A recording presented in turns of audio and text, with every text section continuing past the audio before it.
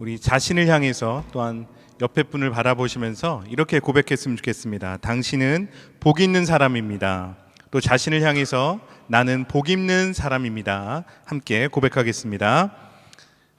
네, 우리 모두는 하나님으로 인해서 복받은 사람인 줄 믿습니다. 그래서 우리는 모두 복덩이인 줄 믿습니다. 오늘 하루가 하나님께서 주시는 그런 놀라운 복을 누리는 하루가 되어지기를 바랍니다. 말씀 보겠습니다. 말씀은 마태복음 16장 16절에서 18절에 있는 말씀 보겠습니다. 다 같이 한 목소리로 읽습니다. 시몬 베드로가 대답하여 이르되 주는 그리스도시요 살아계신 하나님의 아들이시니이다. 예수께서 대답하여 이르시되 바요나 시몬아 내가 복이 있도다. 이를 내게 알게 하는 이는 혈육이 아니요 하늘에 계신 내 아버지시니라. 또 내가 내게 이르노니 너는 베드로라. 내가 이 반석 위에 내 교회를 세우리니 음부의 권세가 이기지 못하리라. 아멘. 오늘은 교회에 대해서 여러분들과 함께 나누고자 합니다. 우리가 믿음이 성장하기 위해서는 중요한 것이 있는데요. 기도도 열심히 하고 또 말씀도 보고 그런 것들을 통해서 우리가 믿음을 성장할 수 있죠. 근데 중요한 것은 뭐가 있냐면 우리의 믿음의 성장에 있어서 교회에 대한 바른 이해가 있어야 한다는 것입니다. 교회에 대한 바른 이해가 없기 때문에 많은 사람들이 잘못된 이단에 빠지거나 아니면 잘못된 사이비에 빠지는 경우가 종종 있습니다. 교회를 잘 다닌다 하더라도 아니면 어떠한 사람의 생각으로 인해서 말씀을 자의적으로 해석하고 교회를 바라보는 그러한 모습들이 좀 있다는 거죠.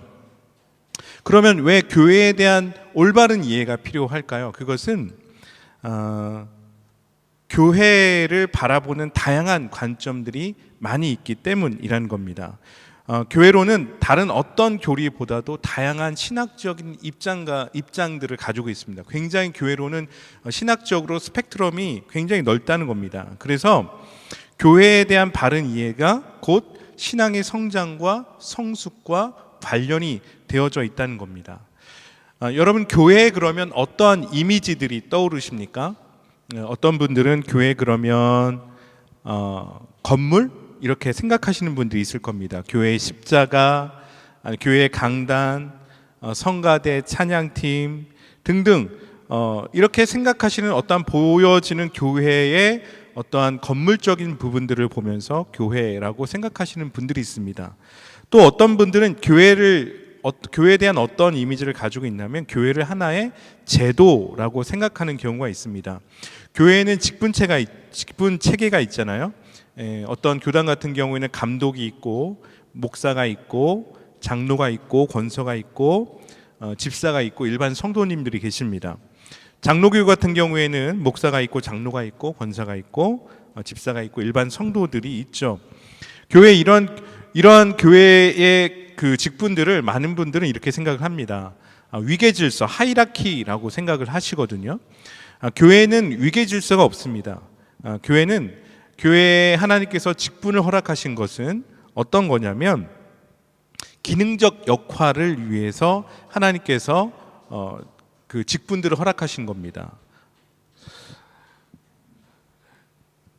그래서 교회는 우리가 생각하고 있는 건물 이상의 의미를 가지고 있고요. 우리가 생각하고 있는 어떠한 교회 직분제도, 제도 그 이상의 의미를 가지고 있습니다.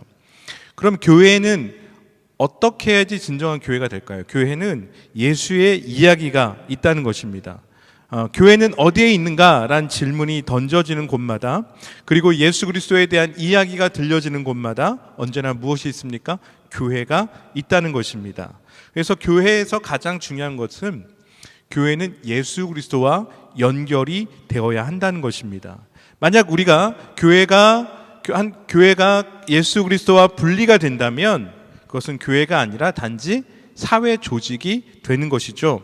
그렇기 때문에 교회는 예수와 연결되어서 예수 안에서 예수의 말씀을 듣고 예수의 사역들을 기억을 하면서 그 안에서 성장하고 성숙해 가는 곳이 어디입니까? 교회라는 것입니다. 교회를 한국어로 풀이하면, 이 한자어로 풀이하면 저렇게 돼 있죠. 교회라고 돼 있는데요. 무슨 뜻이냐면 종교의 신앙을 가르치는 곳이란 의미가 한국어의 사전적인 의미, 한자의 의미입니다. 교회라는 의미입니다. 근데 이 종교의 신앙을 가르치는 곳이란 이 의미만 가지고 교회에 대해서 교회가 가지고 있는 진정한 의미를 다 담아내지 못한다는 것입니다. 교회는 단지 신앙만을 가르치는 곳이 아니란 거죠. 영어로 교회를 church라고 얘기를 하고 있습니다. 이 church에는 세 가지 사전적인 의미가 있어요. 건물로서 교회인 거죠. 그러니까 예배를 드리는 장소가 되겠습니다. 또한 교회 처치라고 했을 때 그 처치는 어떤 의미를 가지고 있냐면 예배란 의미를 가지고 있는 거죠. 교회 했을 때는 곧 예배라고 생각하실 수 있다는 겁니다. 세 번째는 이 처치가 가지고 있는 또 다른 의미는 뭐냐면 교인들의 공동체라는 겁니다. 그런데요, 이 처치는 원래 켈틱어에서 나왔어요. 키르크라는 이 켈틱어에서 나왔는데 이 의미는 뭐냐면 둘러싸인이라는 뜻을 가지고 있어요. 근데 이 키르크가 교회라는 그 의미로 사용됐을 때는 어떤 뜻이냐면 주님의 집에 속한이란 의미를 가지고 있다는 겁니다.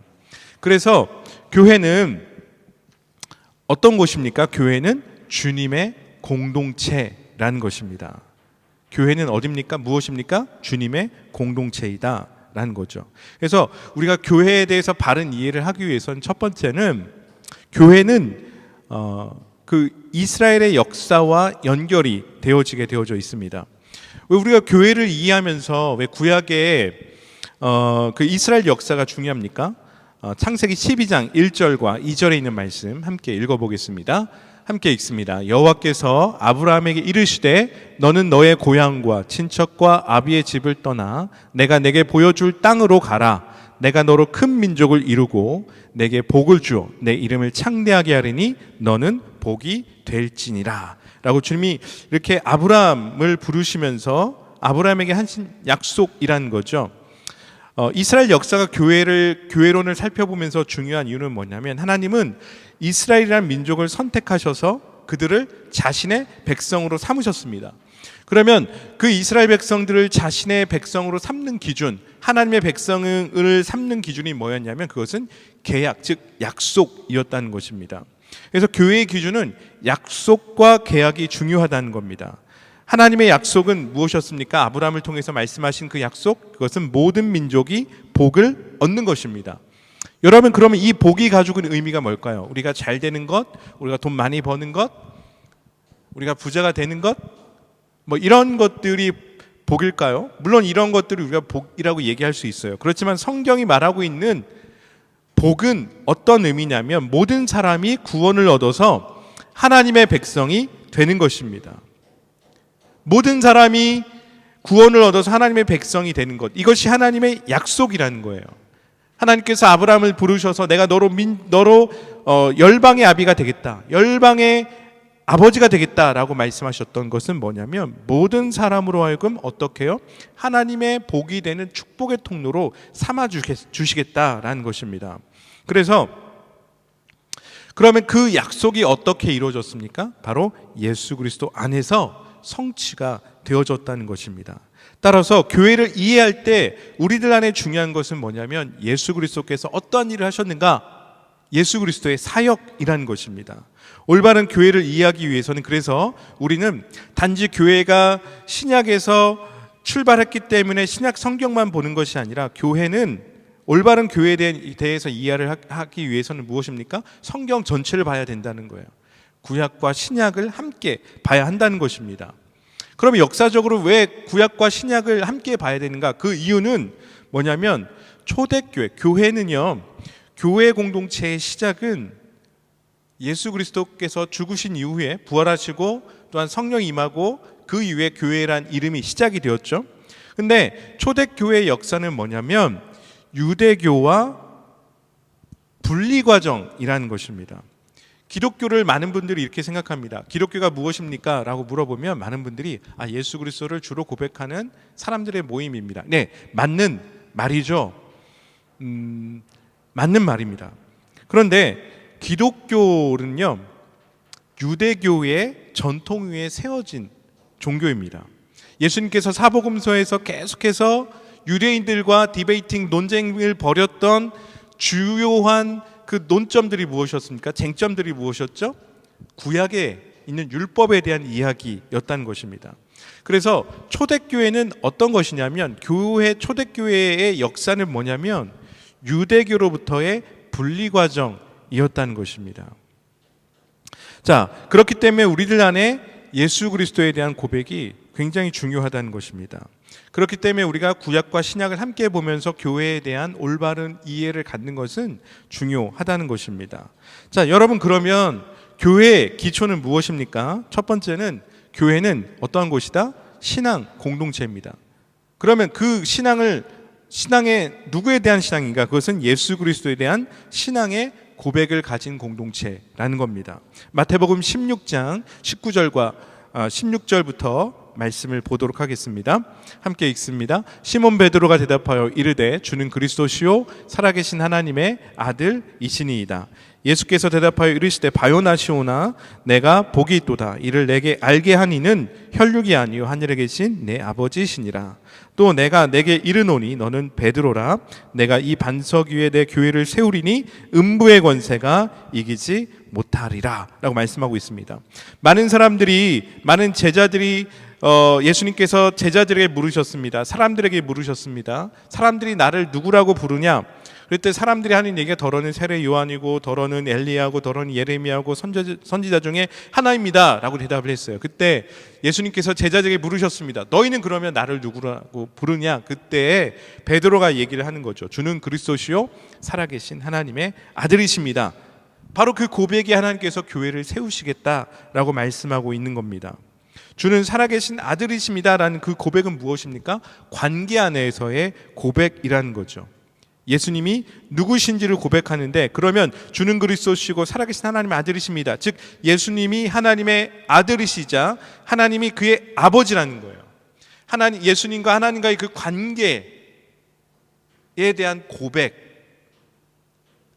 들어가 있는 이 믿음의 고백이라는 겁니다. 그래서 예수님은 자신이 하나님의 아들이라는 신분과 그 관계성에 두시고 예수님의 사역을 하셨다는 것입니다. 교회는 바로 이 신앙의 고백 위에, 기초 위에 세워지게 되어져 있다는 것입니다. 그러면 우리가 교회가 신앙의 공동체다, 교회의 기초는 신앙의 공동체다라는 이 고백은, 그러면 우리는 이 공동체 안에서 어떠한 것들을, 이 공동체는 어떠한 구성들을 가지고 있습니까? 신학자 칼 라너는 이런 얘기를 했습니다. 말씀과 성례전이 교회를 구성한다. 그리고 종교개혁자 루터는 이런 얘기를 했습니다. 교회는 복음을 순수하게 가르치고 성례전을 올바르게 시행하는 성도의 공동체이다. 이것을 루터교에서는 이렇게 고백을 하고 있다는 거죠. 아우구스부르크 신앙 고백에 의하면 교회는 복음을 순수하게 가르치고 성례전을 올바르게 시행하는 성도의 공동체다라고 말씀하고 있습니다. 자, 그러면 여러분, 교회가 무엇으로 구성되어 있습니까? 교회의 모습은 첫 번째, 바른 복음의 선포, 두 번째는 성례, 세 번째는 성도의 공동체라는 겁니다. 그러면 복음의 바른 선포라는 이야기는 무엇입니까? 그것은 우리가 많은 분들이 아까도 얘기했지만 교회를 어떻게 생각하냐면, 교회는 건물이다, 아니면 성직자가 가지고 있는 권위, 교회 제도, 성가대, 아니면 교회에서 주일 예배 후에 함께 점심 식사를 먹는 것 등등으로 생각할 수 있습니다. 그러나 교회에서 바른 복음의 선포라는 것은 뭐냐면 그러한 것들을 이야기하는 것이 아닙니다. 교회가 교회를 되게 하는 것은 무엇입니까? 복음이라는 겁니다. 복음이라는 거예요. 그래서 한스광이라는 카톨릭의 신학자는 이렇게 얘기했습니다. 교회로는 교회의 현상을 위한 것일 수 없다. 본래적인 메시지인 복음을 그 출발점으로 삼아서 교회에 필요한 개혁과 갱신의 기초를 삼아야 된다라고 말씀하고 있습니다. 무슨 얘기입니까? 교회를 교회되게 하는 것은 어떤 제도도 아니고 어떤 시스템도 아니고 무엇입니까? 교회를 교회되게 하는 것은 복음이 바로 선포가 되어지고 있는가. 그럴 때 교회 안에 개혁이 일어나고 갱신이 일어나게 된다는 것입니다. 두 번째로 성례전입니다. 이 성례전은 무엇입니까? 세례와 성찬이죠. 예수 그리스도를 주로 고백하는 사람들에게 세례를 주고, 또 성찬은 무엇입니까? 예수 그리스도의 몸과 예수 그리스도의 그 십자가의 희생을 기억하시면서 그의 흘리신 피와 몸을 기억하는 그런 의식이 바로 성찬이라는 거죠. 교회는 성도의 공동체입니다. 예수 그리스도를 주로 고백하는 사람들이 모인 곳이 교회라는 거죠. 바로 이렇게 바른 복음이 선포되어지고 성례전이 바로 행하고 그러한 예수 그리스도를 주로 고백하는 사람들이 세워질 때에 온전한 신앙 공동체를 이룰 수 있다는 것입니다. 여러분, 그러면 이러한 신앙의 공동체가 바로 세워지기 위해서 필요한 것이 있습니다. 그것은 뭐냐면 성령이라는 겁니다. 교회는 성령의 일하심이 있어야 한다는 것입니다. 사도행전 2장 1절 말씀을 보게 되면 이런 말씀이 있습니다. 오순절 날이 이미 이름에 그들이 다 같이 한 곳에 모였더니, 오순절 성령 사건을 기억해 보시면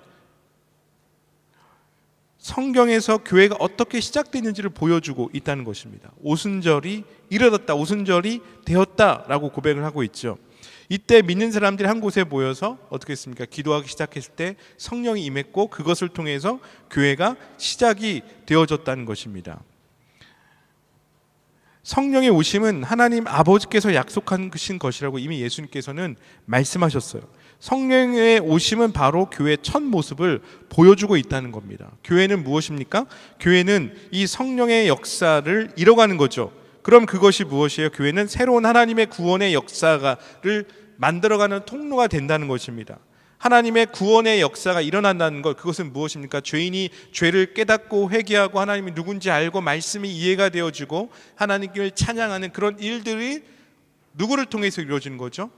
성령을 통해서 그러한 일들이 벌어지게 된다는 것입니다. 자, 그러니까 성령이 교회 안에 계셔야지 교회는 올바른 교회가 될 수 있다는 것입니다. 왜 그렇습니까? 하나님이 우리와 함께 하심을 위해서는 성령의 역사하심이 필요하다는 거죠. 그리스도인은 누굽니까? 그리스도인은 예수 그리스도의 영을 가진 사람이라는 거죠. 우리가 지난 시간에도 살펴보았지만 하나님께서 사람을 지으시고 그거에 생기를 훅 불어넣으셨어요. 호흡이 들어왔어요. 그럴 때 어떻습니까?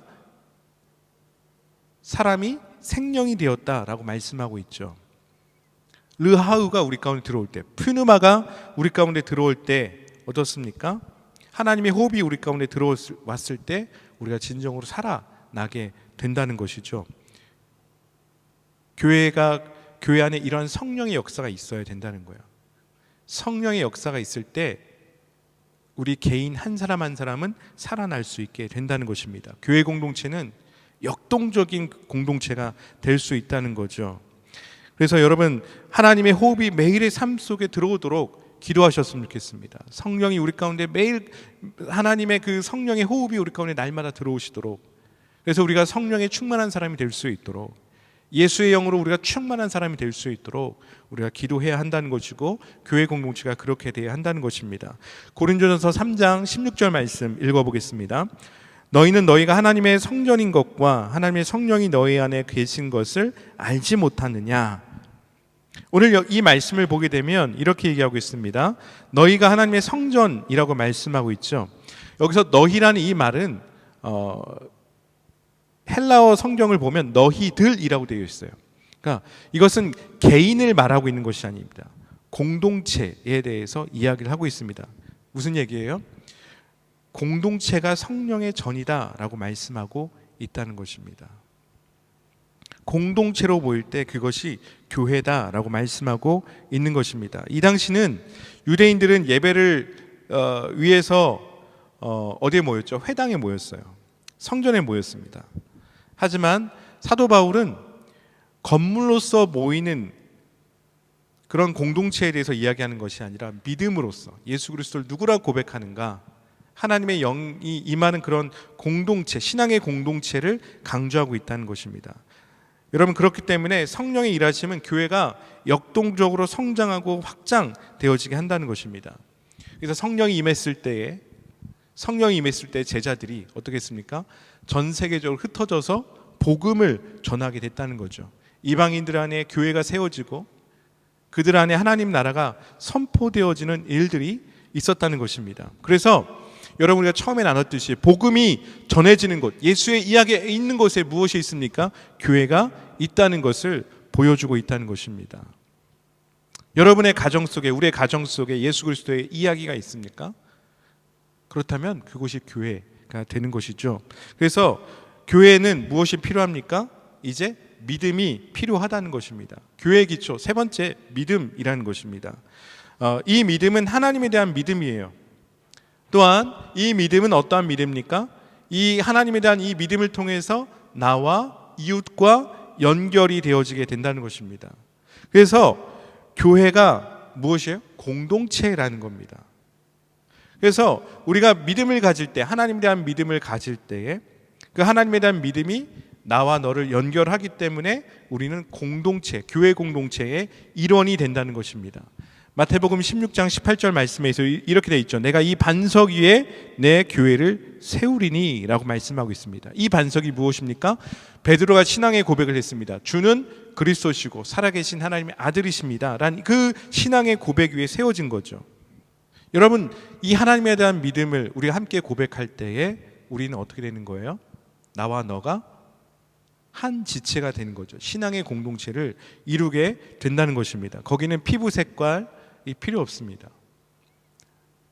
가난하든 부하든 상관없습니다. 우리 모두가 함께 예수 그리스도를 누구라 고백하느냐, 나의 삶의 주인이라 고백하고 할 때 우리가 서로 그것으로 연결되어져서 우리는 신앙의 공동체를 이루게 된다는 것입니다. 그래서 교회는 헬라어로 에클레시아죠. 에클레시아. 그죠? 이 에클레시아란 뜻은 불려 나온 사람들의 모임, 부름받은 사람들의 모임이란 뜻입니다. 이 에클레시아라는 말은 뭐냐면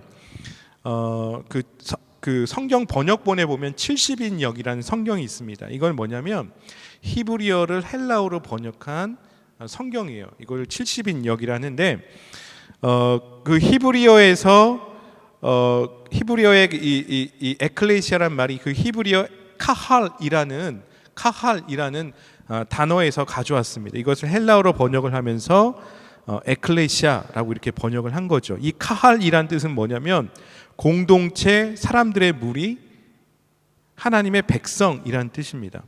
여기서 이 에클레시아에서 이 에크는 영어로 exit죠. exit. 무엇으로부터 부름을 받다라는 뜻을 가지고 있죠. 그래서 에클레시아로서의 교회는 뭐냐면 하나님의 부르심으로 세상과 구별된 사람들의 공동체라는 겁니다. 하나님의 부르심으로 세상과 구별된 자들의 공동체를 우리가 에클레시아 그리고 교회라고 부르는 겁니다. 근데 이 에클레시아를 영어로 번역한 게 뭐예요? church죠. church. 교회라는 겁니다. 이 교회의 어원이 주께 속한이라는 뜻을 가지고 있다는 거죠. 자, 여러분, 그러면 아주 간단하죠? 그럼 교회의 주인은 누구이십니까? 예수 그리스도시라는 겁니다. 그래서 교회는 세상 속에 사는 사람들인데 예수 그리스도의 부르심을 받은 사람들의 모임이 교회가 되는 거예요. 예수 그리스도의 부르심을 받은 사람들의 공동체가 교회가 되는 것입니다. 그래서 교회는요, 두 가지의 방향이 있습니다. 두 가지의 사명이 있습니다. 첫 번째는 하나님의 부르심으로 구별된 사람들의 모임이 되는 거예요. 또 한 가지는 하나님의 부르심으로 세상으로 나가는 사람이라는 겁니다. 자, 그러면 첫 번째 이 하나님의 부르심으로 구별된 사람들이란 뜻은 뭐냐면 예수님이 전한 복음은 무엇이었죠? 하나님 나라의 복음이었습니다. 마가복음 1장 15절 말씀을 보게 되면 이런 고백이 있습니다. 이르시되 때가 찼고 하나님의 나라가 가까이 왔으니 회개하고 복음을 믿으라 하시더라. 이 말씀은 예수님께서 사역을 하시면서 첫 번째로 전한, 예수님의 첫 번째로 전한 그 메시지의 내용입니다. 무엇입니까? 회개하고 복음을 믿으라는 거예요. 하나님 나라가 가까웠으니 회개하고 복음을 믿으라는 거예요. 그럼 예수님의 그 복음의 메시지의 핵심은 무엇이냐면 하나님 나라였다는 것입니다. 하나님 나라를 헬라어로 표현하게 되면 이것을 바실레이아라고 얘기를 하고 있습니다. 그러니까 예수께서 전한 하나님의 다스림, 그 예수님이 전한 하나님의 나라의 복음은 뭐냐면 하나님의 그 예수 그리스도를 믿게 되면, 그 복음을 받아들이게 되면 그곳에 하나님의 나라가 임한다는 거죠. 예수께서 전한 그 하나님 나라의 그 복음은 뭐냐면 예수의 복음을 우리가 받아들일 때 하나님의 다스림이 우리 가운데 주어지게 된다는 겁니다. 그럼 그거 하나님의 다스림이 우리 가운데 어떠한 모습으로 나타나게 됩니까? 죄에 대해서 자각을 하게 돼요. 내가 죄인이구나. 그래서 회개하게 되고 그 믿음을 통해서 예수 그리스도의 다스림, 하나님 나라의 다스림을 우리가 경험하게 된다는 거죠. 이것이 무엇입니까? 구원의 사건이라는 겁니다. 구원의 사건은 우리를 죄로부터의 자유와 은혜의 선포에 대해서 이야기를 하고 있습니다. 그래서 우리가 구원을 받았다, 우리가 구원의 사건이 우리 가운데 일어난다는 것은 새로운 삶이 우리 가운데 열려지게 되고 새로운 질서가 우리 가운데, 새로운 삶의 원리가 우리 가운데 들어오게 된다는 것입니다. 그래서 이전과 전혀 다른 삶이 우리 가운데 주어졌다는 것입니다. 그래서 예수 그리스도가 전한 메시지의 핵심에는 이 바실리아, 즉 하나님의 나라가 핵심을 이룬다는 것입니다. 그러면 어떻게 하나님의 나라가 선포된 하나님의 나라가 죄인들에게 임합니까? 오늘 말씀과 같이 무엇입니까? 회개하고 복음을 믿는 것이죠. 이 복음의 소식을 듣고 믿는 자가 하나님 나라에 속하게 되고 하나님의 자녀가 된다는 것입니다. 하나님의 자녀가 되기 위해서 회개, 돌이킴이 필요하다는 것입니다. 세상의 삶의 방식에서 새로운 삶의 방식으로 돌이키는 것입니다. 이 의미는 뭐냐면 세상을 부정하라는 의미가 아니에요. 세상을 거부하라, 세상에 대해서 반항하라, 그런 의미가 아닙니다. 세상과 분리되라, 그런 의미가 아닙니다. 뭐냐면 세상 속에 들어가서 하나님의 나라를 선포하라는 뜻입니다. 돌이킨다는 것은 세상과 격리가 되어지는 것이 아니야. 세퍼레이션이 되는 것이 아닙니다. 무엇입니까? 오히려 go into the world, 세상 속으로 들어가서 하나님의 뜻을 행하라는 의미가 들어 있다는 것입니다. 그래서 두 번째, 하나님의 부르심으로 무엇입니까? 우리가 복음을 받아들인 사람은 어떻게 되는 거예요? 세상에 나가는 사람들이라는 것입니다. 세상과 분리된 것이 아니라 오히려 세상 한가운데 나아가서 복음을 전하는 사람이라는 거죠. 그래서 예수가 전한 이 새로운 공동체, 교회 공동체는 어떤 공동체입니까? 세상과 분리돼서 저 산으로 올라가는 공동체가 아니라 세상 한가운데에 들어가서 그곳 가운데서 우리의 삶의 현장 속에서 하나님의 뜻이 드러나도록 하는 공동체였다는 것입니다. 그래서 이 새로운 공동체는 어떠한 그 삶의 규율과 법규를 가지고 있습니까? 그것은 사랑이라는 것입니다. 사랑을 행하는 공동체였다는 거죠. 어떠한 도덕적인 규율과 법규에 그것에 얽매이는 공동체가 아니라 그 모든 것들을 뛰어넘어서 그것들이 가지고 있는 본질, 정신을 강조하고 그 율법이 말하고 법들이 말하는 것이 무엇입니까? 결국은 사랑이죠. 그 사랑을 행하는 공동체였다는 것입니다. 마태복음 말씀 22장 37절과 40절 말씀 함께 읽어보겠습니다. 함께 읽습니다. 예수께서 이르시되 내 마음을 다하고 목숨을 다하고 뜻을 다하여 주 너의 하나님을 사랑하라 하셨으니 이것이 크고 첫째 되는 계명이요 둘째도 그와 같으니 내 이웃을 내 자신이 같이 사랑하라 하셨으니 이 두 계명이 온 율법과 선지자의 강령이니라. 하나님의 부르심을 받은 세상에 나가는 사람들의 첫 번째의 모습이 무엇입니까? 하나님을 사랑하고 이웃을 사랑하는 것입니다. 이것이 하나님 나라의 공동체의 모습이라는 거죠. 이 모든 것이 바로 회개와 연결이 되어진 겁니다. 돌이킴과 연결이 되어지게 된다는 거죠. 하나님께서 우리에게 분명히 보여주시기 원하는 뜻은 무엇입니까? 우리가 구원을 받는 것입니다. 그래서 하나님을 사랑하는 것이죠. 우리가 돈으로도 못 가요 하나님 나라, 힘으로도 못 가요 하나님 나라. 무엇으로 가는 나라? 믿음으로 가는 나라, 하나님 나라. 이 찬양 다 아시죠? 여러분, 어찌 보면 믿음으로 가는 나라 하나님 나라라고 말하는 것은 세상적 눈으로 볼 때 어처구니 없는 말일 수도 있다는 거죠. 어떻게 아무런 노력 없이 우리가 구원을 얻지? 어떻게 모르는 사람이 나를 위해서 대신해서 죽지? 이런 생각을 할 수 있죠. 어떠한 대가 지불도 필요 없다? 세상적인 관점에서는 이해가 되지 않습니다. 왜냐하면 세상적인 관점에서는 무언가를 얻기 위해서 엄청난 노력과 대가 지불을 해야 얻을 수 있기 때문이죠. 그런데 하나님 나라에 들어가는 것, 우리가 구원을 받는 조건은 우리가 엄청난 노력과 대가를 지불해서 얻을 수 있는 것이 아니라 무엇입니까? 거저 주어지는 거예요. 회개하고 복음을 받아들이면 우리가 하나님의 나라가 우리 가운데 임하는 것입니다. 오늘 우리가 예수 그리스도를 온전히 믿고 계십니까? 예수 그리스도가 우리 삶의 주인이라고 믿고 있습니까? 그러면 하나님의 나라가 우리 가운데 임하는 겁니다. 왜요? 예수 그리스도를 삶의 주인으로 고백할 때에 그것 가운데에 하나님의 다스림이 드러나기 때문이라는 것입니다. 여러분, 오늘 우리 안에 있는 걱정과 또한 두려움들이 있습니까? 그것 가운데 예수 그리스도의 다스리심을 선포하십시오. 예수 그리스도의 주되심을 선포하십시오. 그럴 때 하나님 나라가 임하게 되는 것입니다.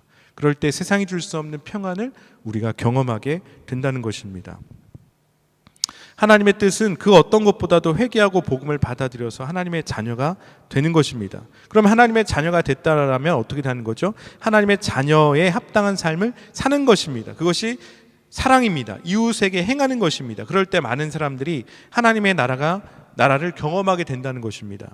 여러분, 우리가 세상 속으로 들어간다는 것, 세상 하나님의 부르심으로 세상에 나가는 사람들이라는 것은 뭐냐면 교회 공동체는 어떤 공동체예요?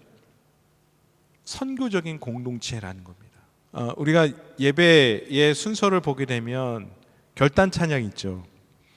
결단 찬양이 있는데 그 의미가 뭐냐면 파송하는 겁니다. 우리가 하나님을 만났다라면 우리가 속해 있는 일상 속으로 여러분들을 파송하는 겁니다. 그래서 우리가 2월 달부터 결단 찬양이 바뀌었잖아요. 바다와 하늘의 주, 내가 여기 있사오니 나를 보내소서. 이사야서의 그 부르심에, 하나님의 부르심 앞에 반응하는 그 찬양을 우리가 부르고 있거든요. 여러분, 보내는 것입니다. 예배 후에는 우리가 모이는 것이 아니라 어떻게 하나요? 흩어지는 것입니다. 어디로요? 세상 속으로, 우리의 일상 속으로, 학교로, 우리의 일터로, 가정으로 보냄을 받는 것입니다. 어떻게 하기 위해서? 하나님의 나라를 선포하기 위해서. 여러분, 우리가 각자 있는 자리에서 하나님의 나라가 선포되어지기를 소망합니다. 그래서 교회는 우리가 하나님의 자녀가 되었다라면, 하나님의 백성이 되었다라면 우리끼리 모이는 것이 아니라 무엇입니까? 흩어져서 세상 속에 들어가는 것입니다. 교회는 세상과 분리된 것이 아니라 세상 속에서 예수 그리스도를 드러내도록 부르심 받은 공동체예요. 그렇기 때문에 우리 그리스도인들은 무엇입니까? 그 말씀의 원리대로 살아가는 거죠. 그것이 중요하다는 것입니다. 여러분, 우리가 세상 속으로 들어가도록 부르심 받은 공동체라는 것을 잊지 않았으면 좋겠습니다.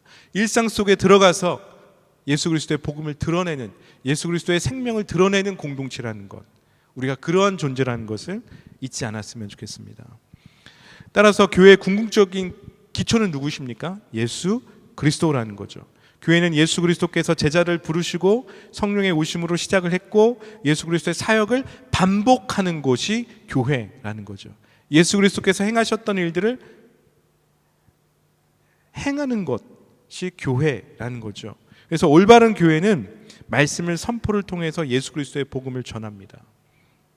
그리고 성례전을 통해서 예수 그리스도의 삶과 사역을 기억을 합니다. 그리고 성령의 공동체로서 예수 그리스도의 사역을 행한다는 것입니다. 그래서 교회는 철저하게, 교회에서 늘 철저하게 질문되어지는 것이 있어야 된다는 거죠. 무엇입니까? 예수는 누구신가? 여러분, 예수가 여러분의 삶 속에서 누구이십니까? 여러분, 이 교회 공동체에서 예수는 누구십니까? 여러분, 여러분의 일터 속에서 예수 그리스도는 누구십니까? 여러분의 가정 속에서 예수 그리스도는 누구십니까? 여러분, 그 질문 앞에 반응하는 거예요. 그것이 교회라는 겁니다. 바로 구원의 사건을 경험하는 곳을 말해주는 것이 교회라는 거죠. 그래서 교회는 예수의 전 삶이 이야기되어져야 되고, 교회는 이제 예수의 그 죽으심과 부활을 기초로 해야 한다는 것입니다. 그러면 여러분, 왜 교회에서 또 예수의 죽으심 그리고 또 부활이 중요합니까? 교회는 예수와 함께 죽고 예수와 함께 사는 것을 경험하기 때문에 부활이 중요하다는 것입니다. 다시 말해서 새 생명, 거듭남을 경험하기 때문이라는 것입니다. 여러분, 쉽게 말하면 교회는 어떤 곳입니까? 다시 태어나는 곳이에요. 교회는 다시 태어나요. 교회에서는 우리는 새 생명을 얻을 뿐만 아니라, 다시 태어날 뿐만 아니라 그 새 생명을 누리면서 어떻게 해요? 성장하고 성숙해 가는 곳입니다. 많은 사람들이 교회에 대해서 오해하는 것이 있어요. 교회를 완성된 하나님 나라로 생각하시는 분들이 있습니다. 여러분, 교회는요, 하나님의 나라가 선포되어지는 곳이지 교회는 하나님 나라가 아닙니다. 오히려 교회는 하나님 나라가 실제한다는 것을 보여주는 것이 교회라는 거예요. 어떻게 해요? 하나님을, 예배를 통해서 하나님을 사랑하는 것이 무엇인지 보여주죠. 하나님과 연결이 되어주죠. 그리고 또 무엇입니까? 하나님을 사랑하는 그 모습을 내 이웃에게 드러내는 것이죠. 그것을 통해서 하나님 나라가 실제하는구나 라는 것을 우리가 깨닫게 된다는 것입니다. 이제 여기서 질문이 생긴다는 것입니다. 그러면 어떻게 교회는 하나님의 나라가 실제함을 보여주고 있습니까? 이것은 우리가 교회로서 던져야 할 질문이라는 겁니다.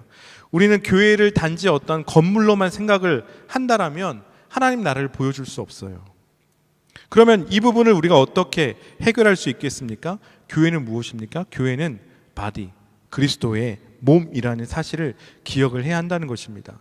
늘 교회는요, 초대교회로부터 늘 교회는 고민을 했습니다. 무엇을 고민했냐면 어떻게 우리는 건강한 공동체가 될 것인가에 대해서 고민했어요.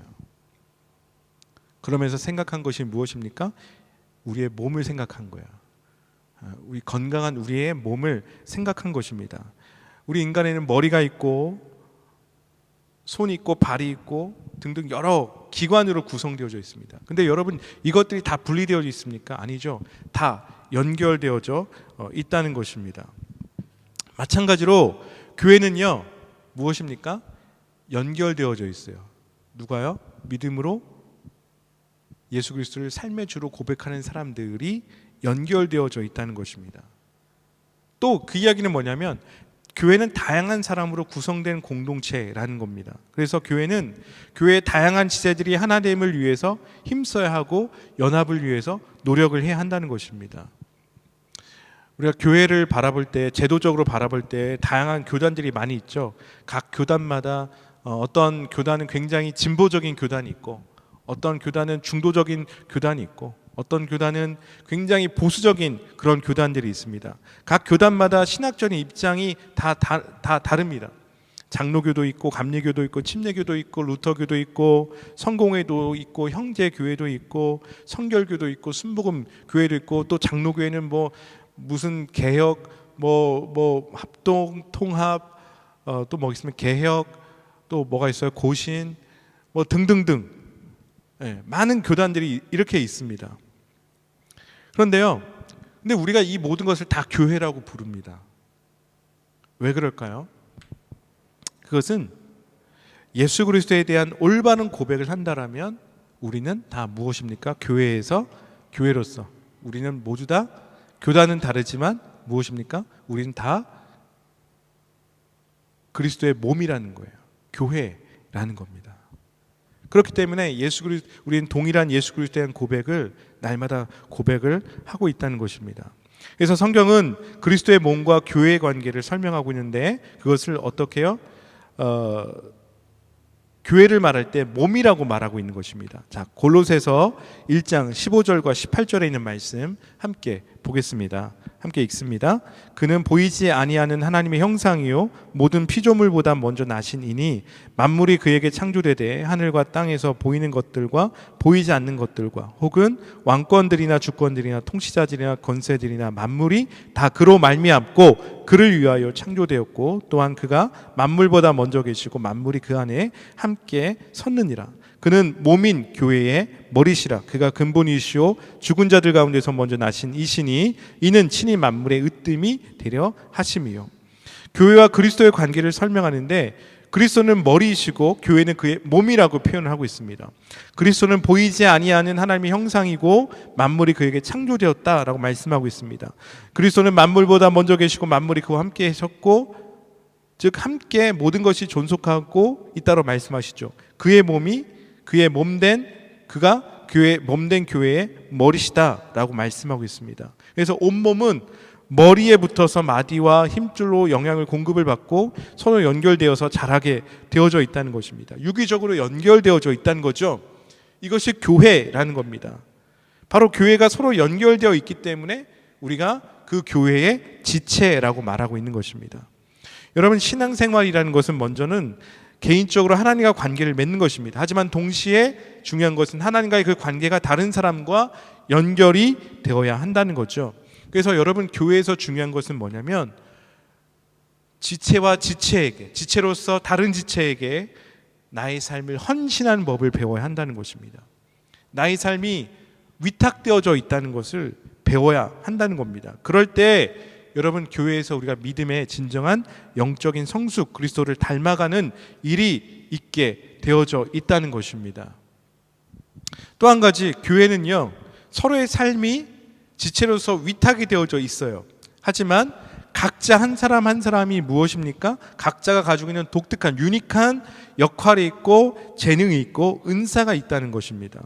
그래서 여러분, 교회 생활에서 중요한 것은 하나님께서 우리 각자에게 주신 독특한 은사는 무엇인가, 재능은 무엇인가, 그것을 발견하고 사용을 해야 한다는 것입니다. 그럼 이렇게 하는 이유가 있습니다. 요한복음 14장 12절 말씀 함께 보겠습니다. 함께 읽습니다. 내가 진실로 진실로 너희에게 이르노니 나를 믿는 자는 내가 하는 일을 그도 할 것이요 또한 그보다 큰 일도 하리니 이는 내가 아버지께로 감이라. 무엇입니까? 그리스도가 우리의 머리가 되시고 우리는 그의 지체입니다. 그러니까 지체된 우리는 무엇이에요? 하나님께서 주신 은사와 재능을 통해서 또한 서로가 연합됨을 통하여서 무엇을 감당합니까? 예수 그리스도께서 하신 사역을 감당하게 된다는 겁니다. 예수께서 하신 일도 우리가 하게 된다는 거죠. 예수께서 하신 그보다 큰 일을 교회가 더 감당하게 된다는 것입니다. 로마서 12장 4절과 5절 말씀 함께 읽어보겠습니다. 우리가 한 몸에 많은 지체를 가졌으나 모든 지체가 같은 기능을 가진 것이 아니니 이와 같이 우리 많은 사람이 그리스도 안에서 한 몸이 되어 서로 지체가 되었느니라. 무엇입니까? 우리가 많은 기능들을 가졌다는 거죠. 우리 지체예요. 근데 이제 우리가 힘써야 되는 것은 무엇입니까? 그리스도 안에서 한 몸이 되어서 우리가 지체가 되었다는 것을 인정할 필요가 있다는 거죠. 지체로서 예수 그리스도께서 하셨던 그 일들을 우리가 감당하게 된다는 겁니다. 그래서 공동체에 속한 개인이 있습니다. 근데 그 공동체는 여러 명의 누가 있습니까? 개인들이 있죠. 다양성이 있다는 겁니다. 그래서 그 다양성이 예수 그리스도 안에서 연합됨을 이루어야 한다는 겁니다. 근데 문제는 여러분, 왜 우리가 하나 되지 못합니까? 그것은 그 다양성을 인정하지 않기 때문이라는 겁니다. 그 다양성을 존중해 주지 않기 때문이에요. 어떠한 획일화를 강조했죠. 그것이 아니라, 획일화가 아니라 교회는 그 다양성을 존중해 주면서 그것을 잘 사용되도록 격려해 주면서 서로의 다른 점을 인정하면서 연합을 이뤄가는 공동체라는 겁니다. 그래서 교회는 하나님 앞에서 개성과 자유를 가지고 자기 자신을 찾아가는 사람들이 모인 곳임이라는 거죠. 그래서 교회는 진정한 다양성이 존재하는 공동체가 어디입니까? 교회라는 거죠. 그래서 우리가 교회로서 우리들에게 중요한 것은, 우리가 예수 그리스도를 믿음에 있어서 신앙생활에 있어서 중요한 것은 뭐냐면 그 다양성을 인정해 주는 겁니다. 개인이 가지고 있는 독특성, 은사, 재능을 인정해주고 그것이 그리스도의 몸에서 잘 사용되어지고, 그래서 그것이 좋은 연합으로 이루어지도록 여러분 우리가 그것을 인정해 줄 수 있어야 된다는 거예요. 근데 문제가 있습니다. 이렇게 하나됨을 이뤄가고 연합을 이뤄가는 과정 속에서 다양성이 존재하기 때문에 서로가 부딪히죠. 서로 갈등이 일어날 수 있다는 겁니다. 또 실수할 수 있다는 것입니다. 교회는요, 실수해도 괜찮은 공동체예요. 괜찮습니다. 부족해도 괜찮습니다. 조금 몰라도 괜찮습니다. 그것들이 어떻게 해요? 다 하나가 되어져서 무엇을 지향하는 것입니까? 성숙을 지향해야 한다는 것입니다. 에베소서 4장 15절과 16절 말씀 읽어봅니다. 오직 사랑 안에서 참된 것을 하여 범사에 그에까지 자랄지라. 그는 머리니 곧 그리스도라. 그에게서 온몸이 각 마디를 통하여 도움을 받음으로 연결되고 결합되어 각 지체의 분량대로 역사하여 그 몸을 자라게 하며 사랑 안에서 스스로 세우느니라. 뭐라고 말씀하고 있습니까? 16절 말씀, 온몸이 각 마디를 통해서 도움을 받음으로 연결되어서 결합되어서 각 지체의 분량대로 역사해서 그 몸을 어떻게 해요? 자라게 한다라고 말씀하고 있어요. 사랑 안에서 세운다라고 말씀하고 있습니다. 무엇입니까? 연약함이 모여서, 개인이 모여서, 개인의 그 독창성들이 모여서 하나됨을 이루는 거예요. 함께 자라는 거예요. 사랑 안에서 성장하는 것입니다. 그래서 교회는 사람들이 모인 곳입니다. 여러분 인정해야 돼요. 교회는 어떤 곳이에요? 사람들이 모인 곳이에요. 연약한 사람들이 모인 곳입니다. 교회를 많은 사람들이 제가 부족한데 어떻게 다닙니까? 저 회개하고 갈게요 라고 말씀하시는 분들이 있어요. 교회는요, 의인만 모이는 곳이 아닙니다. 교회는 어떤 곳입니까? 교회는 죄인들이 모이는 곳이에요. 그 죄인들이 모여서 예수 그리스도의 구원의 은혜를 경험하고 변화되어지고 성숙되어진 거죠. 교회는 성숙하고 성장하는 곳입니다. 그러면 그 성장과 성숙의 기반이 어디 있습니까? 예수 그리스도와 연결되어지는 것이에요. 이것이 교회의 출발이자 우리 믿음의 출발이자 변화와 성숙의 출발이라는 겁니다. 사랑하는 성도 여러분, 예수 그리스도께 붙어 있습니까? 우리는 교회를 바라보면서 무엇을 기대해야 하겠습니까? 교회는 완성된 곳이 아닙니다. 교회는 하나님의 나라가 있다는 것을 보여주는 곳이죠. 예수를 고백하는 것이 끝이 아니라 이제 예수를 고백했더라면 이제 새로운 삶의 시작을 하는 곳이 교회라는 거예요. 성숙을 바라보면서, 성장을 바라보면서, 하나님 나라의 완성을 바라보면서 시작하는 것, 새로운 삶이 시작되는 곳이 교회라는 겁니다. 그래서 예수의 삶을 교회에서는 과정이 중요해요. 예수의 삶을 사는 것이 중요하다는 것입니다. 그 시작은 교회 공동체에서 하는 것입니다. 여러분, 신앙이라는 것은 홀로 성장할 수 없습니다. 주님은 교회 공동체를 통해서 우리가 예수 그리스도를 알고 성장하도록 하셨음을 기억하셨으면 좋겠어요. 그래서 여러분 다시 한번 우리가 교회 공동체에 속해 있는 지체임을 기억하고 우리가 바라볼 것은 무엇입니까? 예수 그리스도를 삶의 주인으로 고백하고 함께 하나님의 나라를 완성을 위해서 달려가는 것임을 기억했으면 좋겠습니다. 우리 함께 기도하겠습니다. 이 시간에 우리 잠시 기도할 텐데요, 다시 한번 이렇게 기도했으면 좋겠습니다. 첫 번째, 교회가 예수 그리스도로 세워지게 하여 주옵소서. 우리 페낭 한인교회가 예수 그리스도를 고백하는 사람들이 날마다 늘어나게 하시고 또한 믿음의 성장과 성숙을 경험하는 감격의 구원의 공동체 되어지게 하소서. 그리고 두 번째는 2월 달에 우리가 신천 집사님을 새로 세우게 되는데 하나님 이 임직하시는 6분의 성도님에게 주님의 은혜가 임할 수 있도록, 그리고 우리 페낭 한인교회가 사람을 세우는 공동체가 될 수 있도록 기도했으면 좋겠습니다. 그리고 세 번째는 코로나19 가운데서 우리의 영과 육을 하나님이 지켜 보호해 주시도록, 우리 세 가지를 놓고 잠시 기도하겠습니다. 하나님 아버지, 감사합니다. 우리의 삶을 다스리시고 인도하시는 주님을 찬양합니다. 우리를 예수 그리스도를 아는 사람으로 불러주시고 또한 교회 공동체로 불러주시고 또한 우리를 세상 속으로 보내시는 그 주님을 찬양하며 주님 앞에 나아갑니다. 우리의 매일의 삶 속에서 예수님이 삶의 주인 되심을 고백하는 삶을 살아가게 하여 주시옵소서. 특별히 우리 penang 한인교회가 더욱더 예수 그리스도를 중심으로 두는 교회 공동체 되어줄 수 있도록 주님 역사하여 주시며 예수 그리스도의 그 놀라운 사역을 선포하는 공동체 될 수 있도록 인도하여 주옵소서. 하나님, 특별히 주 앞에 또한 기도하며 나가는 것은 하나님 신천 집사님들을 위해서 기도하며 주님 앞에 나아갑니다. 지금 계속해서 이분들을 대상으로 교육하고 있습니다. 또한 임직 예배가 있습니다. 하나님, 이 특별히 이번에 새롭게 집사로 임명받는 모든 6분의 우리 성도님들에게 하나님의 은혜가 충만하게 임할 수 있도록 주님 역사하여 주옵소서. 그래서 우리 penang 한인교회가 사람을 세우는 공동체 되어지게 주시고 생명을 귀하게 여기는 공동체 되어줄 수 있도록 주님 인도하시며 새롭게 세워지는 이 집사님들을 통하여서 이 교회가 더욱더 든든하게 세워지는 것들을 보게 하여 주시며 온 성도가 함께 감사와 감격으로 하나님 이분들을 축복하며 함께 준비하며 나갈 수 있도록 인도하여 주옵소서. 특별히 코로나19 가운데 하나님 우리를 영육간에 강건하게 지켜주셔서 우리 안에 더욱더 예수 그리스도를 바라보는 은혜가 있을 수 있도록 주님 함께하여 주옵소서. 주께 감사드리며 예수님의 이름으로 기도합니다. 아멘.